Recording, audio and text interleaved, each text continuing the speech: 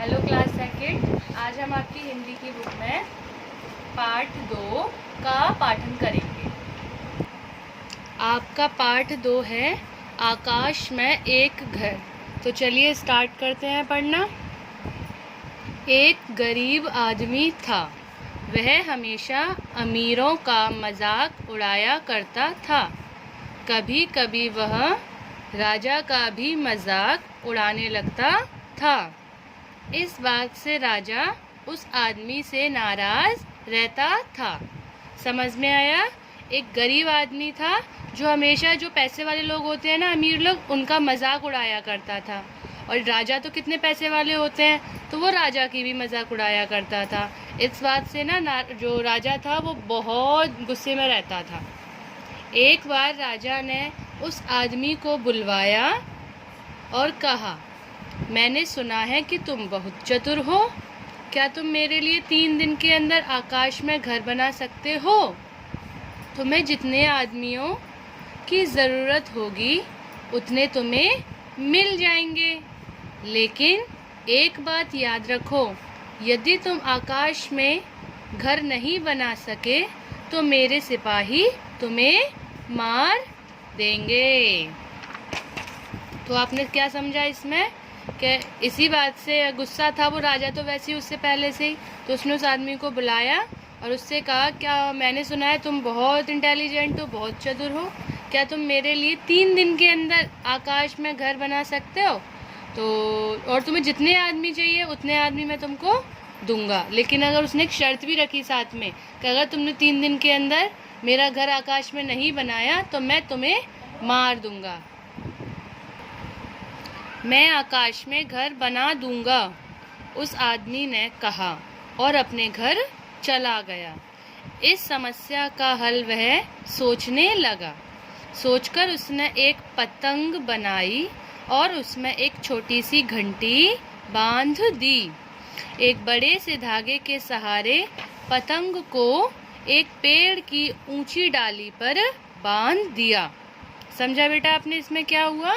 कि उस आदमी ने आकाश में घर बनाने के लिए हाँ कर दी। तो अब वो सोचने लगा कि मैं कैसे बनाऊं।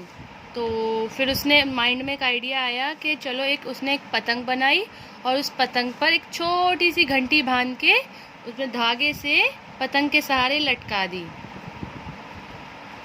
समझे बेटा क्या किया उसने? एक घंटी को पतंग से बांधकर एक पेड़ से लटका दिया। अब हम आगे पढ़ते हैं। अगले दिन लोगों ने आकाश में एक काला धब्बा देखा और घंटी की आवाज़ सुनी। राजा ने भी वह धब्बा देखा। वह आदमी राजा के पास आया और बोला, आकाश में घर बनाने का काम मैंने शुरू करवा दिया है। आप घंटी की आवाज़ सुन रहे हैं। मजदूर घंटी बजाकर कुछ चीज़ें मांग रहे हैं। आप अपने सिपाहियों से कहिए कि आकाश पर चढ़कर मजदूरों तक वे चीज़ें पहुंचा दें। तो समझे बेटा उसने मतलब कितना चालाक था वो आदमी। उसने एक घंटी बांध के जो पतंग के साथ पेड़ से लटकाई थी, और आकाश में तो बादल होते ही रहते हैं। सडन आकाश में एक काला धब्बा था जो सब लोगों ने देखा, फिर राजा ने भी देखा। अब वह जो आदमी था वो राजा के पास गया। उसने राजा से कहा कि जो काला काला धब्बा आप देख रहे हो आकाश में, वो मैंने घर बनवाने का निशान है। जो मैंने घर बनवाना शुरू किया है उसका निशान है। अब आप अपने सिपाहियों को भेज दीजिए, क्योंकि मेरे मजदूर घंटी बजा रहे हैं। जो आपको आवाज़ सुनाई दे रही होगी वो ये कह रहे हैं कि हमें कुछ सामान की ज़रूरत है। तो अब आप अपने मजदूरों को आकाश में भेज दीजिए, जिससे उन्हें जिस सामान की ज़रूरत है वो उन्हें बता सके। राजा ने पूछा, मेरे सिपाही आकाश पर कैसे चढ़ेंगे? आदमी ने कहा, वहाँ तक जाने का एक रास्ता है। अब राजा बड़ी सोच में पड़ गया। उसने उस आदमी से कहा कि मेरे सिपाही आकाश में कैसे चढ़ेंगे? तो उस आदमी ने कहा, वहाँ तक जाने का एक रास्ता है। तो चलिए देखते हैं क्या रास्ता बताया उस आदमी ने। राजा के आदेश पर सिपाही उस आदमी के साथ गए। आदमी सिपाहियों को पेड़ के पास लेकर गया और पेड़ में बंधे धागे को दिखाते हुए उसने कहा, यही वह रास्ता है जिससे तुम लोग आकाश पर जा सकते हो। समझे बेटा? राजा के आदेशानुसार जो जितने भी सिपाही थे उस आदमी के साथ गए और वहीं गए थे जहाँ पे आदमी ने पतंग में घंटी बांधकर पेड़ से लटकाई थी कि ये जो धागा है, इस धागे से तुम आकाश में जा सकते हो। सिपाहियों ने धागे पर चढ़ने की बहुत कोशिश की, लेकिन कोई उस पर नहीं चढ़ पाया। वे राजा के पास गए और बोले, महाराज, कोई आदमी आकाश पर नहीं चढ़ सकता है ना? नहीं चढ़ सकता बेटा, क्योंकि धागे पे भी नहीं चढ़ सकते और कोई जा भी नहीं सकता है। उसी समय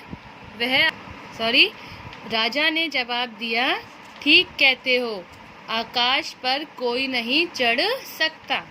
उसी समय वह आदमी बोल पड़ा, ओह महाराज, अगर आप इस बात को जानते थे तो आपने मुझे आकाश में घर बनाने को कैसे कह दिया? राजा इस बात का कोई जवाब नहीं दे सके। वह आदमी पेड़ पर से पतंग उतारकर अपने घर चला गया। समझ आई बेटा कहानी? कैसी लगी? आशा है आप सबको बहुत पसंद आई होगी। अब आप सबको करना क्या है, जो भी मैंने आपके पार्ट 2 में कठिन शब्दों को रेखांकित किया है, उनको आपको अपनी कार्य पुस्तिका में अच्छी हैंडराइटिंग में लिखना है। उसमें आपको पाठ नंबर और पाठ का नाम भी डालना है। यही आपका होमवर्क है।